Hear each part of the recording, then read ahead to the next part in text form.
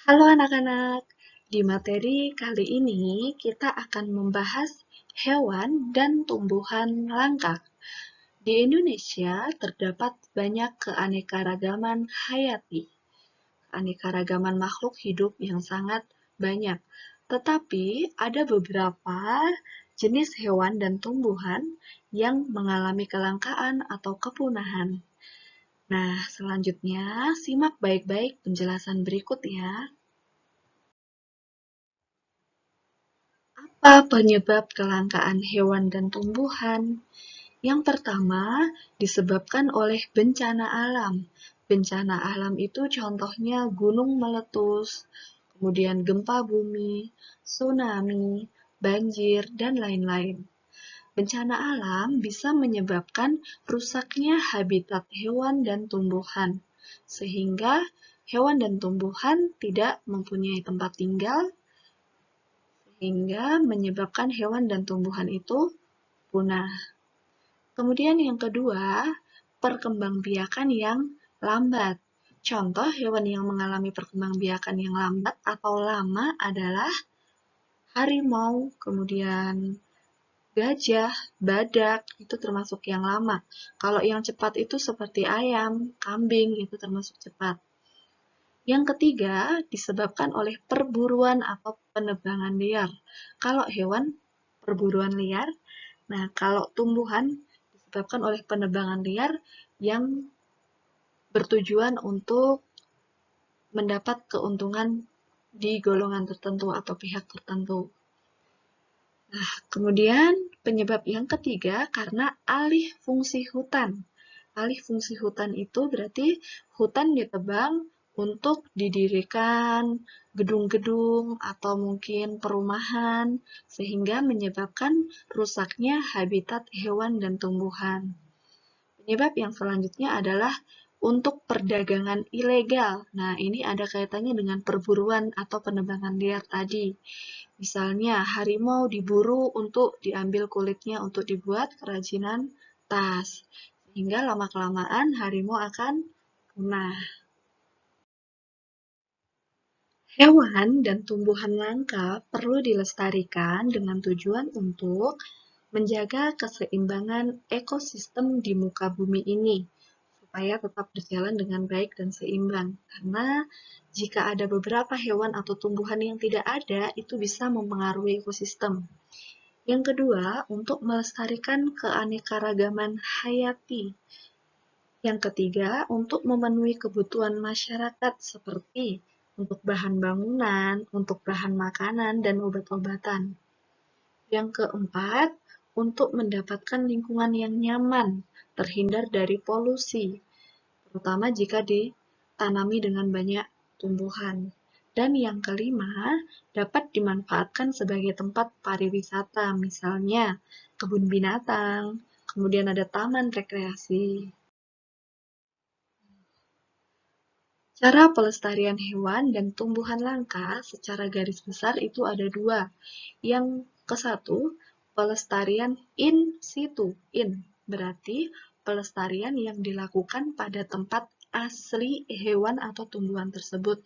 Contohnya, Suaka Marga Satwa, hutan lindung, dan taman nasional.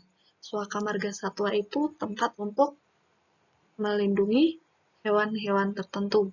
Kalau hutan lindung berarti untuk melindungi tumbuhan tertentu. Kalau taman nasional itu di dalamnya ada hewan dan tumbuhan. Yang kedua ada pelestarian ex situ. Ex situ itu berarti pelestarian yang dilakukan di luar tempat tinggal asli hewan atau tumbuhan. Contohnya dengan membuat penangkaran. Penangkaran itu tempat untuk mengembangbiakan suatu hewan tertentu. Biasanya buaya ya yang dikembangbiakan, penyu juga bisa. Kemudian ada taman safari, kebun binatang. Selain dua secara garis besar tadi, secara lebih rinci bisa cara pelestarian hewan dan tumbuhan langka adalah sebagai berikut. 1. Mendirikan suaka marga satwa, cagar alam, kebun binatang, taman nasional. Yang kedua, melakukan penangkaran hewan, yaitu tempat pengembangbiakan hewan ya, bisa buaya, penyu, dan lain-lain. Yang ketiga, inseminasi buatan pada mamalia. Inseminasi itu dengan menyuntikkan sel sperma kepada hewan betina sehingga bisa menghasilkan keturunan atau individu baru. Kemudian membuat undang-undang perburuan liar supaya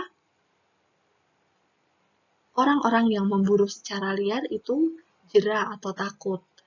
Kemudian dengan cara reboisasi, tebang pilih tanaman, atau tidak menebang pohon sembarangan sehingga tumbuhan tidak langka, habitat hewan pun juga tidak akan rusak. Kemudian mencari alternatif pemanfaatan hewan langka dengan bahan pengganti. Misalnya tadi harimau diburu kulitnya untuk dibuat tas. Nah, itu bisa diganti dengan bahan-bahan sintetis, bahan buatan, sehingga tidak perlu memburu hewan. Kemudian yang selanjutnya dengan membuat kultur jaringan. Membuat kultur jaringan ini untuk memperbanyak tumbuhan ya. Nah, di Indonesia terdapat beberapa hewan langka.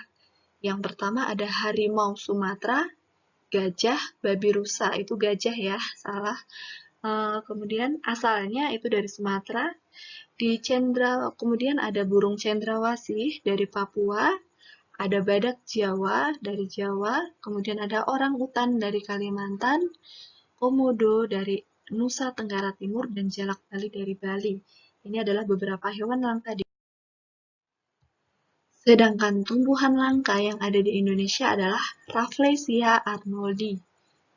Kemudian ada bunga bangkai raksasa dari Sumatera, ada buah matoa dari Papua. Buah matoa itu seperti kelengkeng tapi besar buahnya. Kemudian ada bunga wijaya kusuma di Jawa, ada anggrek hitam, kayu ulin, dan nekawang dari Kalimantan, dan ada pohon cendana dari Nusa Tenggara Timur. Kemudian ada tempat pelestarian hewan dan tumbuhan langka di Indonesia. Nah, nama tempat pelestariannya adalah Taman Nasional Ujung Kulon di Banten, Jawa Barat. Itu hewan yang dilindungi adalah badak berjula 1. Kemudian ada Taman Nasional Komodo di Nusa Tenggara Timur. Hewan yang dilindungi adalah komodo ya. Kemudian ada Taman Nasional Tanjung Puting di Kalimantan Tengah. Hewan yang dilindungi ada orang utan. Selanjutnya ada Taman Nasional Waikambas di Lampung. Hewan yang dilindungi adalah gajah Sumatera. Kemudian ada Taman Nasional Bukit Barisan di Lampung juga. Itu tumbuhan yang dilindungi adalah Rafflesia arnoldi. Kemudian ada Taman Nasional Baluran di Jawa Timur, itu ada banteng. Dan Taman Nasional Lorentz di Papua, itu ada beberapa hewan yang dilindungi, yaitu kanguru pohon, kemudian ada kuskus. Nah, Taman Nasional Lorentz Papua ini juga diakui oleh UNESCO sebagai warisan budaya Indonesia. Selain ini, juga masih terdapat beberapa taman nasional lain di Indonesia yang bagus dan sangat indah. Jadi nanti kalau ada soal, misalnya badak berjula 1 itu dapat ditemukan di Taman Nasional Ujung Kulon dan sebagainya. Nah, ini adalah gambar beberapa hewan langka dan tumbuhan langka di Indonesia. Itu ada bunga Rafflesia arnoldi, ditemukan oleh Raffles. Kemudian ada orang utan di Kalimantan, badak bercula 1 tadi di Taman Nasional Ujung Kulon, ada harimau Sumatera, kemudian ada komodo di Nusa Tenggara Timur. Demikian anak-anak, semoga dapat dipahami. Terima kasih.